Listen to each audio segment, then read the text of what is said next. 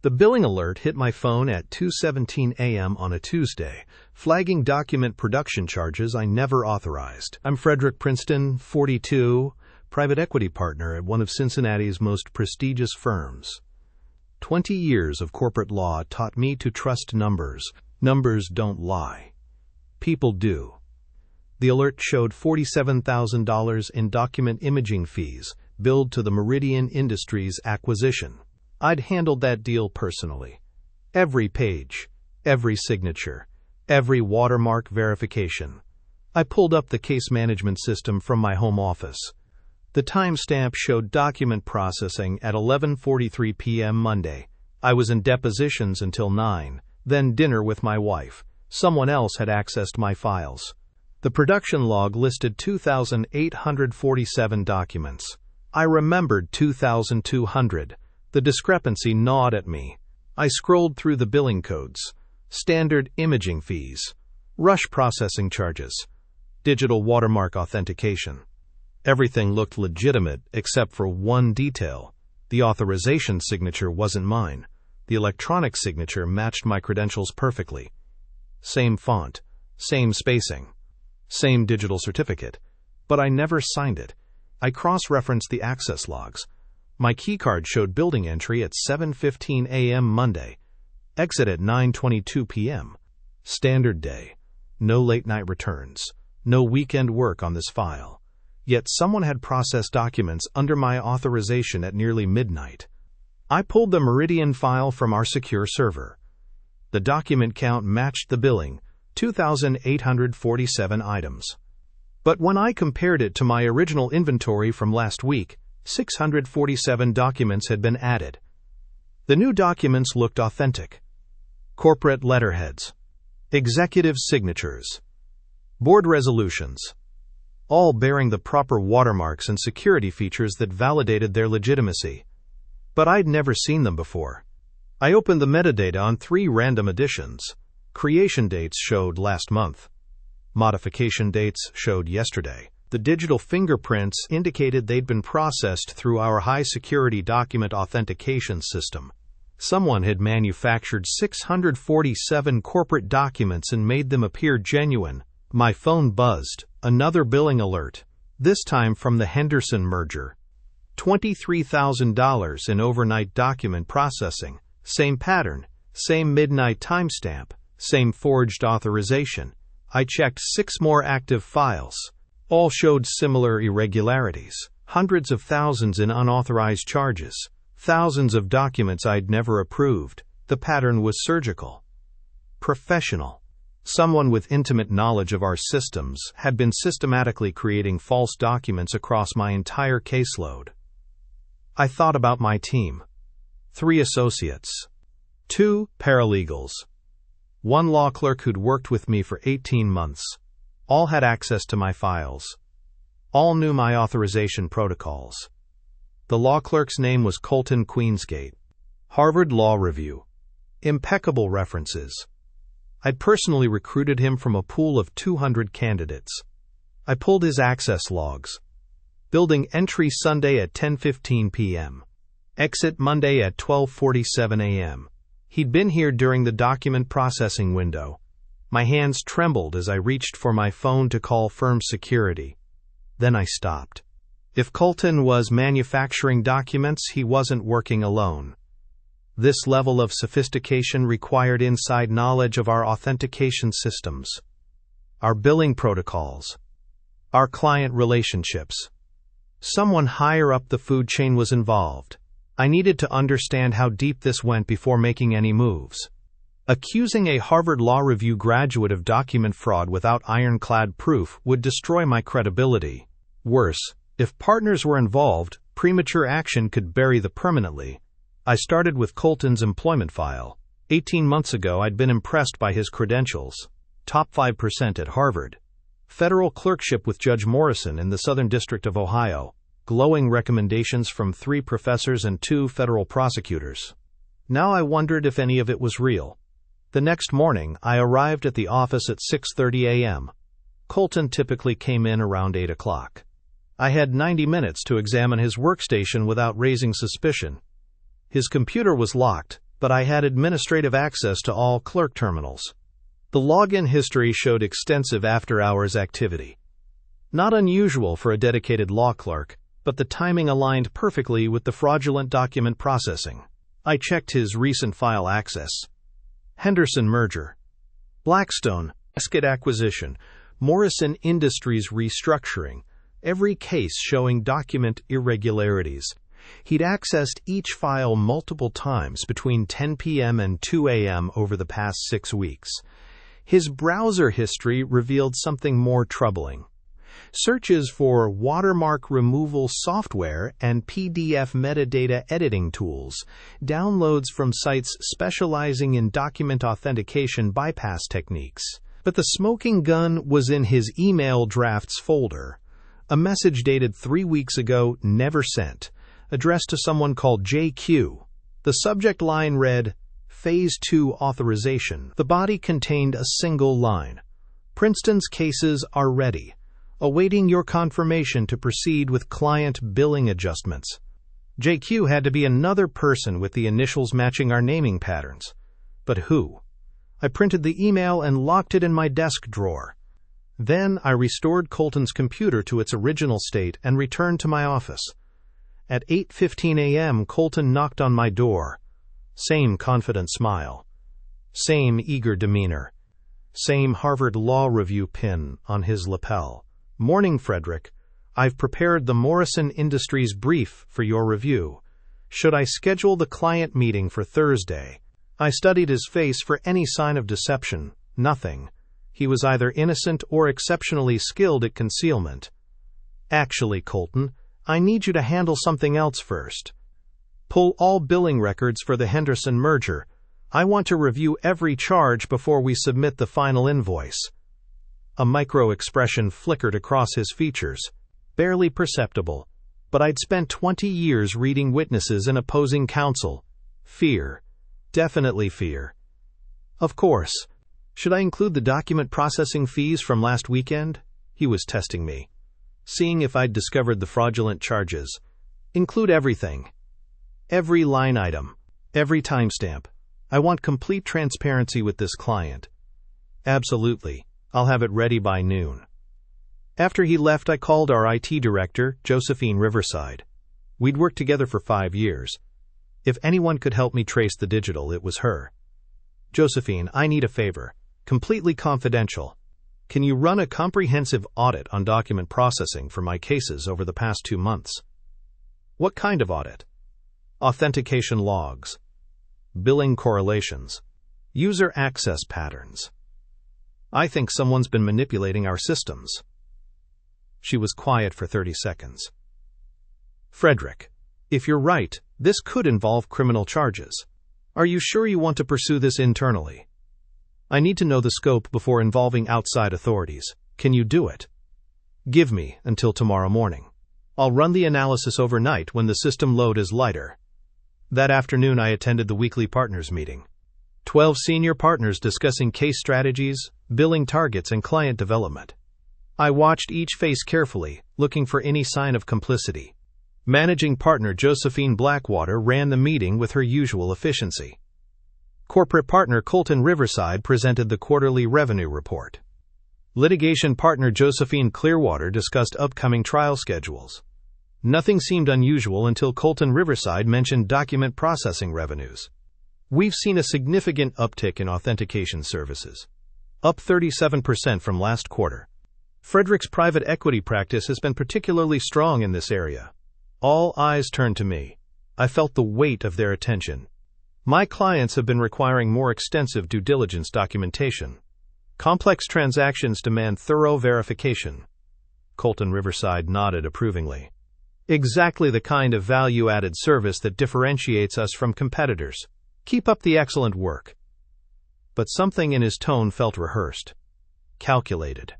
After the meeting, I lingered in the conference room, pretending to review notes. Colton Riverside and Josephine Blackwater remained behind, speaking in low voices near the window. I caught fragments of their conversation. Quote, Princeton's getting suspicious. Need to accelerate the timeline. No 10 BC died to tide by dine. Too much exposure if he starts digging. My blood ran cold. They were discussing me. And they were worried. I slipped out of the conference room and returned to my office. The pieces were falling into place. This wasn't just about Colton Queensgate. Partners were involved. The fraud extended to the highest levels of the firm. That evening, Josephine Riverside called my cell phone. "Frederick, you need to see this. Can you meet me at the office? Use the parking garage entrance. Avoid the main lobby." I arrived at 9:30 p.m. The building was nearly empty. Josephine was waiting in the IT department, surrounded by printouts and computer screens. "It's worse than you thought," she said. "The document fraud goes back 8 months, not just your cases. 15 different attorneys, over $2 million in fraudulent billing." She showed me the systematic manipulation of authentication systems, forged client authorizations, fabricated document processing fees, all coordinated through a sophisticated network of compromised user accounts. Who's behind it? Multiple people. But the coordination point is clear. All fraudulent activities trace back to administrative access from 3 specific terminals: Colton Queensgate's workstation, Colton Riverside's office, and Josephine Blackwater's executive suite, the managing partner, the corporate partner, and my law clerk. A conspiracy reaching the highest levels of the firm. "There's more," Josephine continued. "I found encrypted communications between their accounts. They've been planning this for over a year. The goal wasn't just theft. They wanted to frame individual attorneys for the fraud while they escaped with the money." She handed me a decrypted message from Josephine Blackwater to Colton Riverside. "Princeton's cases provide perfect cover. His reputation will absorb the blame when this surfaces. Proceed with final phase." They were setting me up to take the fall. We co-coached the firm's moot court competition. Colton Queensgate had been my partner in training the next generation of lawyers. I'd trusted him with my most sensitive cases. I'd recommended him for partnership track consideration. And he'd been systematically destroying my career while stealing from our clients. The betrayal cut deeper than the financial fraud. This was personal, calculated, designed to ruin not just my practice but my professional reputation. "Josephine, I need you to secure all this. Make copies, store them off-site. Tomorrow morning I'm confronting Colton Queensgate. Frederick, be careful. If they're willing to frame you for millions in fraud, they won't hesitate to escalate if they feel cornered." I looked at the spread across her desk. 8 months of systematic theft. $2 million in fraudulent charges. 15 attorneys unknowingly implicated. Dozens of clients overcharged. And at the center of it all, 3 people I'd trusted completely. The next morning would bring the confrontation I'd been dreading. But now I had proof. Now I had allies. And now I understood exactly what I was fighting against. The war for my career was about to begin. I arrived at the office at 6:30 a.m., 2 hours before Colton Queensgate's usual schedule. The files were locked in my safe. Josephine Clearwater had copies stored at her home. We'd prepared for every contingency. Colton walked into my office at 8:45 a.m., carrying his usual coffee and legal pad. He smiled that same trusting expression he'd worn for 3 years. The expression that had fooled me completely. "Morning, Frederick. Ready for the Morrison deposition prep?" "Sit down, Colton. We need to discuss something else first." I placed the first document on my desk. The billing reconciliation showing his administrative access at 2:17 a.m. on September 15th. His face remained neutral, but I caught the slight tightening around his eyes. "Can you explain why you were accessing client billing systems in the middle of the night?" "I was working late on the Henderson case, must have been checking time entries." I placed the second document down. The watermark analysis showing systematic alterations to official court filings. His coffee cup trembled slightly in his hands. "What about these modified documents?" The ones with blurred watermarks that made bootleg copies appear official? Colton set down his coffee. The mask was slipping. Frederick, I don't know what you're implying, but $2 million, Colton. 15 attorneys implicated, 8 months of systematic fraud. I placed the final document on the desk. The encrypted message planning to frame me. And a conspiracy to destroy my career. He stood up abruptly. You can't prove any of this. I already have. Josephine Clearwater helped me trace every transaction, every altered document, every fraudulent charge. The Corporate and Professional Ethics Task Force is reviewing this morning. Colton's face went pale. The task force? Law Practice Revenue Review Officer Aaron Russell received our full report at 7 a.m. He's conducting interviews with all implicated parties starting at 10 a.m. The door opened. Josephine Clearwater entered with 2 men in dark suits. Frederick, this is Officer Russell and his investigator. They're ready to begin. Aaron Russell was a thin man with sharp eyes and a methodical demeanor. He'd built his reputation dismantling complex financial fraud schemes within law firms. His presence meant this investigation had moved beyond internal discipline. Mr. Queensgate, Russell said, you're required to surrender your firm access credentials and remain available for questioning. This office is now part of an active investigation. Colton looked between us, calculating his options. I want to speak with an attorney.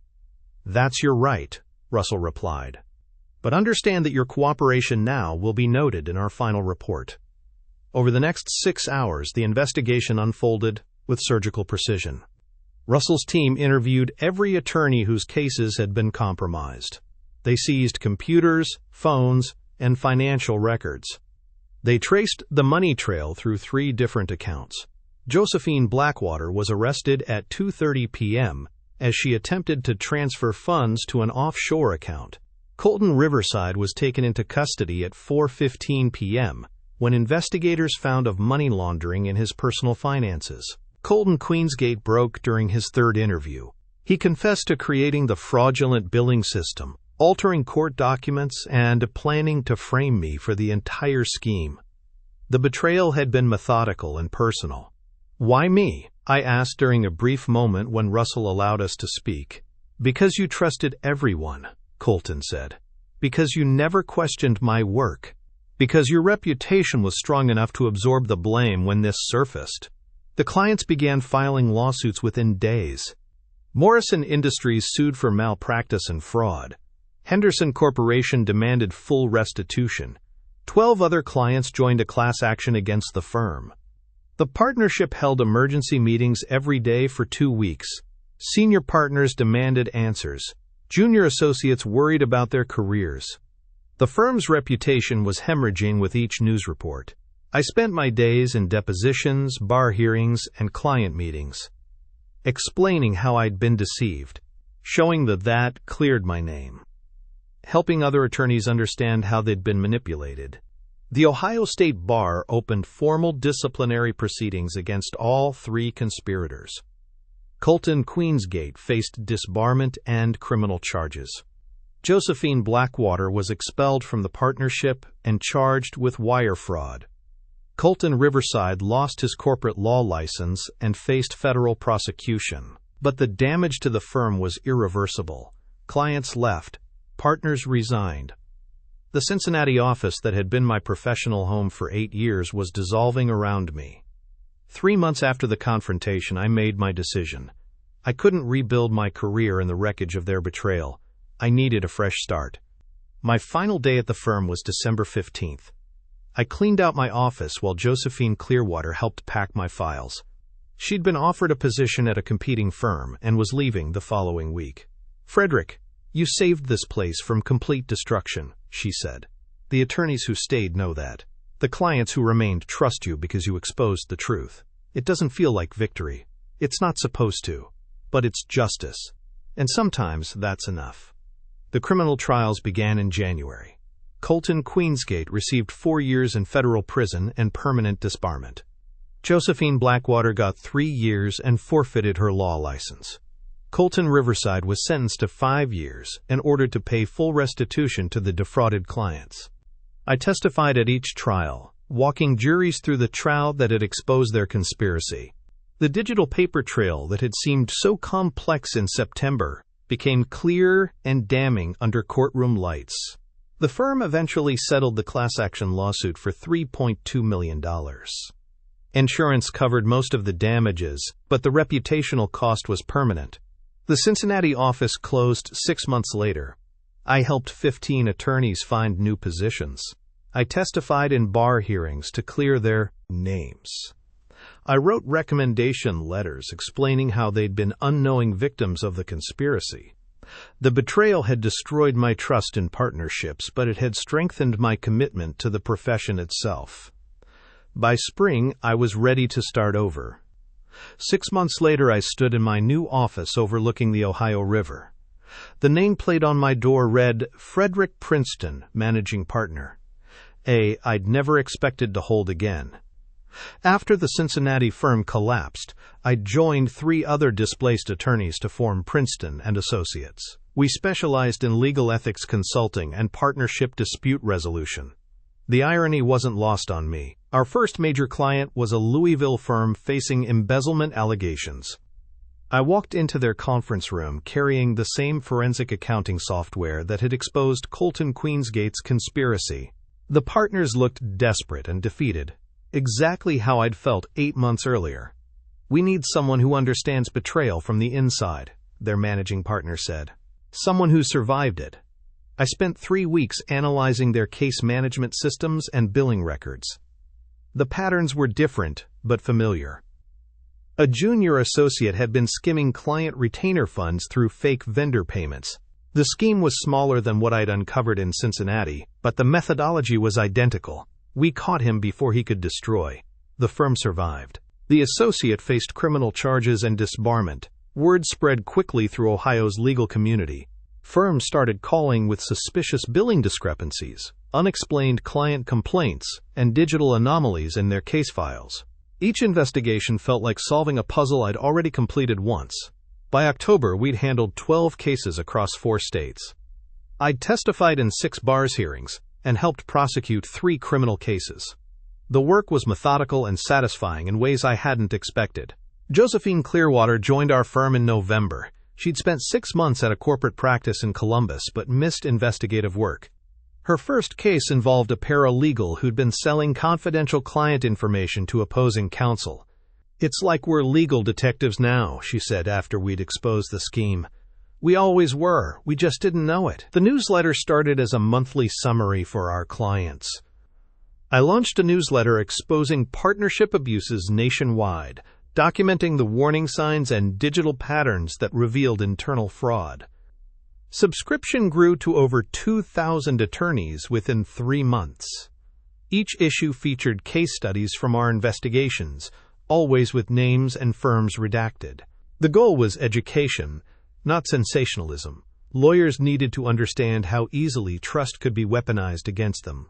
The December issue included a detailed analysis of document watermark fraud, the technique Colton Queensgate had perfected. I explained how altered timestamps, modified billing codes, and fake vendor records created paper trails that looked legitimate until examined closely.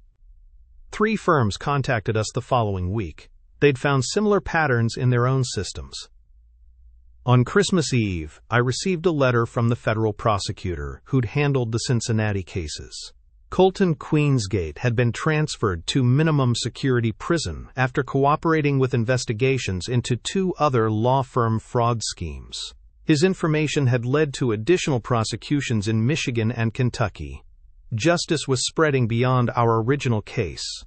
I kept the letter in my desk drawer next to the flash drive that had started everything. Sometimes I'd pull it out and remember that September morning when I'd first noticed the billing discrepancy, the moment when my professional world had begun unraveling. The betrayal had cost me my partnership, my financial security, and my faith in colleagues. But it had given me something unexpected, a purpose that felt more meaningful than any corporate deal I'd ever negotiated. New Year's Eve found me in the office, reviewing case files for a January trial. The building was empty except for security. Outside, fireworks lit up the Cincinnati skyline across the river. My phone buzzed with a text from Josephine Clearwater. "Happy New Year, partner. Thanks for showing me what justice actually looks like." I smiled and returned to my work. Tomorrow would bring new cases, new betrayals to uncover, new attorneys to help rebuild their careers. The cycle would continue, but now I was ready for it. The silence in my office felt different than it had 8 months ago. Not empty or defeated, but peaceful, earned through months of methodical work and careful investigation. It was finally over, and the silence felt earned.